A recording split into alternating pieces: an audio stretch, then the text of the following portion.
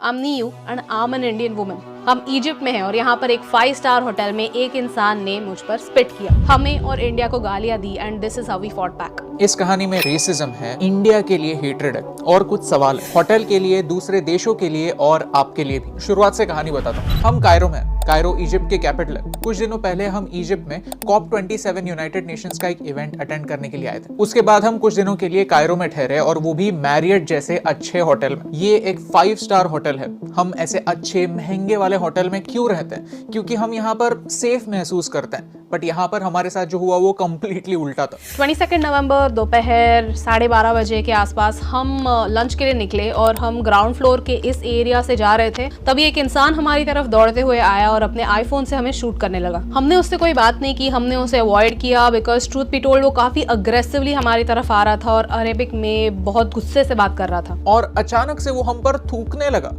गालियां देने लगा अरबिक में और कहने लगा go back to India you dirty Indians. He said I will send you back to India, go out from here and go back to India. It's like ये शब्दों में एक्सप्रेस करना काफी डिफिकल्ट है, बट जिस तरीके से उसकी बॉडी लैंग्वेज थी, जिस तरीके से वो हम पर ऐसे चार्ज होकर आया and he was continuously shooting us with a phone and speaking in Arabic. तो फिर वो अरबिक में बात कर रहा था तो फिर आधी बातें तो समझ भी नहीं रही थी। But I don't know, it was just in the moment, it felt very odd, it felt very scary and you know उसके आंखों में दिख रहा था that he is really angry about something। तो जब भी ऐसे कुछ होता है तो नेचुरल इंस्टिंक्ट ऐसी होती है कि बंदे को कन्फ्रंट करूं कि पूछो कि प्रॉब्लम क्या है। But Niyu stopped me over there, she just held my hand and we went out from there। ये दुनिया भर का बात कर रहा हूँ मैं बाय द वे, क्योंकि मेरा एक्सपीरियंस है 4 कंट्री में काम किया अभी तक, सब जगह पे रेसिज्म है। इनफैक्ट इंडिया में तो कास्टिज्म भी है ना, खुद के लोगों के ऊपर हम ये करते हैं। नहीं, इंडिया में भी रेसिज्म है। वहां पे तो एटलीस्ट बाहर के लोगों को से करते हैं, यहाँ पे ऐसे नहीं है। यहाँ पे आपस में ही रेसिज्म है और हम उसके बारे में बात नहीं करते कभी।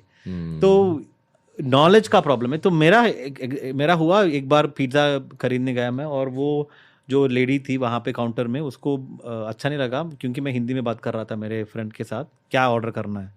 वो बोला कि 3 ऑर्डर करो, मशरूम के ऑर्डर करो। तो मैं बात कर रहा था, उसको गुस्सा हो गया तो उसने पैसे मेरे मुंह पे फेंका, बोला कि you Indian guy bloody get out, English में बोले मुझे। तो मुझे बहुत बुरा लगा, बहुत छोटा लगा। तभी मैं guys record We don't want you here. You don't want to hang out with We don't want you here.